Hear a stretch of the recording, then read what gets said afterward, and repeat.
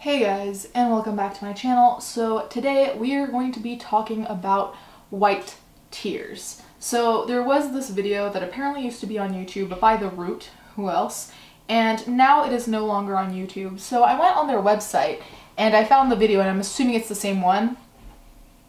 And it's called Judge of Characters, Can You Really Trust White Tears?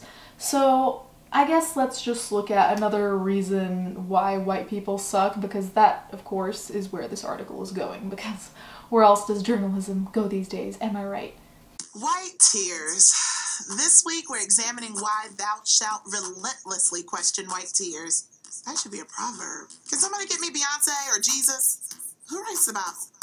White tears are nothing new, but now we're on to your white fragility. Look at Christopher crying Nazi Cantwell's white tears over the thought of being arrested. And Fox News anchor Melissa Francis crying because talking about race makes her uncomfortable. But I feel like there is nothing any of us can say right now without being judged. So 32 seconds in, and there's already a mention of Beyonce, which was completely irrelevant, but of course I feel like people need to put her name in because she is so generally loved by everyone. Aside from that, I kind of felt bad for the woman in the TV show. I don't know who she is, I don't know what she stands for. I'm just talking about this isolated statement she made where she was saying that it's uncomfortable for her to talk about race because it feels like everyone is gonna judge you or kind of misconstrue everything to make it racist, even if it potentially wasn't at the beginning. And like I said, I don't know who she is, but I do feel that that's the case right now. So I don't know why this person, Danielle Young, the writer of this article and woman in the video, I'm assuming, would say that, especially in the whiny voice, like, it made her uncomfortable. And it's just like, just because she's white, it doesn't mean she can't be uncomfortable. I mean, anyone can be uncomfortable with anything. And it's true that in this SJW climate of everything is racist, everyone is canceled for doing nothing, for breathing, it is very scary, especially if you're on television, to say anything race related. I can't even imagine. I just get worried about it sometimes on my channel, so I can't imagine being on TV, being worried that what you're gonna say is gonna be taken out of context and you're gonna get judged and labeled as something you're not. And the white tears keep on flowing. Welcome to Judge of Characters, where white tears are not tolerated. While white tears make for a delicious beverage, they are certainly the most questionable form of liquid since Alex Mack.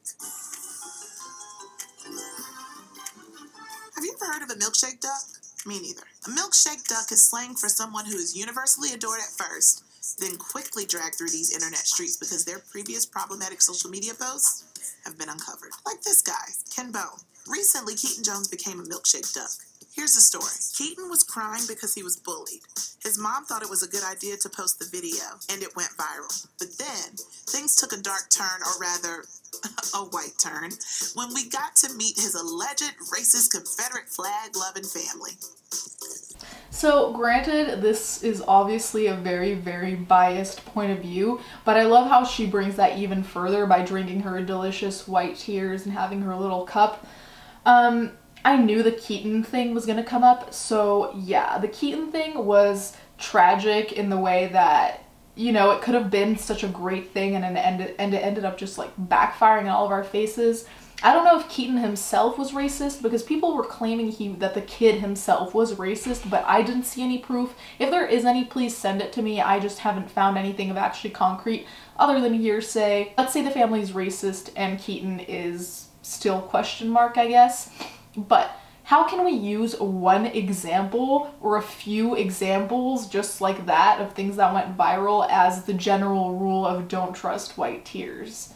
Because it doesn't make sense. It would be like picking the worst possible person in popular culture of each skin tone, of each nationality, of each religion, and say, okay, see, that person is Catholic and they ran over squirrels, so I guess Catholic people are canceled. So that Indian person littered, so I guess Indian people are canceled. You see what I'm saying? You can't take that handful of examples of people who are in the news to be the end-all be-all, to be the representatives of an entire group. And granted, white people did a bunch of fucked up stuff black people did a bunch of fucked up stuff. Everyone has done fucked up stuff. So to kind of just focus on white tears as the main and biggest kind of problem is a reach. The internet, namely black celebrities, rallied around Keaton at first, only to find out his mother racially trolled many of those same celebs. I'm still confused as to why people were raising money for Keaton, but I digress. And now, people are starting to question the authenticity of all the white tears. Enter Chrissy. Apparently, Chrissy took to Twitter to share this video. She claimed that she and her parents were assaulted in the mall by the girls in the video, and commenters were immediately skeptical. Let's look at the tweets. She came begging for backup on Twitter, thinking her receipts were locked up safe in the vault of foolishness. But alas, her receipts have been retrieved and rolled out for all to see. The finessing of black Twitter will not be tolerated on my watch. Since you think police brutality is a myth despite video evidence, my response to you is what black people are always told. This is just a short video. We don't have or know the whole story leading up to this altercation. Maybe you instigated. We should wait for the full truth. I know it's not fair to say all white tears shouldn't be trusted, because there's actually a few that I do trust, like Matilda's, Joe Biden's. Oh, Joe. Hold on, guys. Let me just get these off. And that's about it, actually. So then there's this random example of this other girl where ironically she's saying that the police would say, oh, this is a short video, we don't know what happened. The reality is we don't even see any of this. She says, oh yeah, this white girl says that a fight was instigated by these people who we don't even see, and then we don't even get any proof of, was it true? Was it a lie? Like, what are these receipts? Was she actually a racist, or was just the internet coming through saying that having a white piece of paper is racist? Like, this whole video is so intensely biased that it's ruining its own potentially made points. So it's funny because they're being very hypocritical, because if I were here telling you about an incident where potentially, or hypothetically, a black girl attacked an Asian girl, if I just said, oh yeah, she attacked her and then the receipts came out and anyways, let's move on, everyone would be like, wait, how do we know that the black girl attacked her? How do we know that the Asian girl wasn't the one who attacked her? Blah, blah, blah. Here, it's doing the same thing. It's not giving any actual proof. It's just saying, oh yeah, everyone just, you know, just believe me, it's fine. No. No. Aside from that, this pathetic whole thing of, oh, Joe Biden, let me like wipe your tears. And the fact that she says she doesn't believe that all white tears are lies, and then she pretty much contradicts herself because she's like, unless you're Joe Biden or Matilda, your white tears aren't, whatever, your white tears aren't valid. I don't know what the fuck to call it.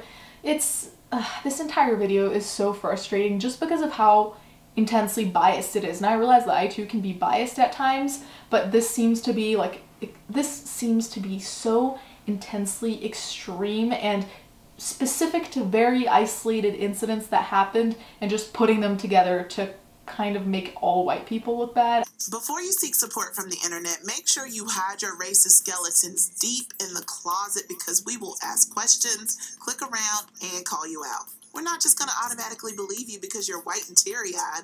Let's judge these characters. I sentence the world to a drought of white tears. We've had enough. I'm gonna tell you like my mama told me. You better stop crying before I give you something to cry about. You know what? The entire white community should be re-raised by black women. Problem solved. It's so good.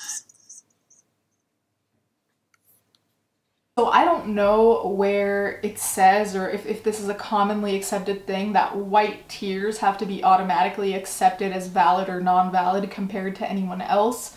As far as I'm concerned with my experiences, tears are just concerned as tears, and then if allegations are made, most people go through the same hoops. Of course, there will be the unfair judge, there will be the unfair policeman, there will be unfairness because that's how life is, but to say that, oh yeah, just because you're white and you cry, everyone automatically believes you, I don't see it that way. I don't think that's true.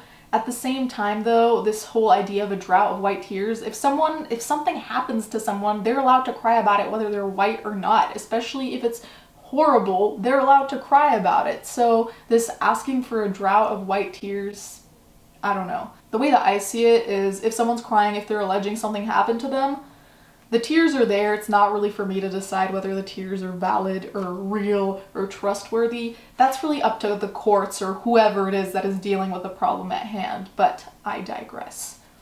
Aside from that, the last thing she said really rubbed me the wrong way because I'm not even a mother. It doesn't touch me that way, but to say that all white people should be raised by black mothers, I feel like that's such a horrible jab to white mothers to assume that no white mother could ever raise like a respectable child. Let's remember that your little favorite Joe Biden had a white mom. So I don't know why you're taking a jab at them, and it just seems so unnecessarily mean. In Italian, there's this saying that says cattiveria gratuita, which means free meanness, and it's like being cruel without having any actual driving force other than to be cruel, and that's what that seemed to me. But again, this whole video seems like a smear campaign based, I'm assuming that the Keaton thing was really what was driving it, and then they looked for other instances. But honestly, I feel like this only makes their cause look worse because everyone wants a cause that isn't so severely biased that people can poke holes in all of your arguments, but this is the world we're in now. Anyways, guys, let me know what you think about this. Let me know your thoughts because I'm really curious, and thanks for watching. Let's get into the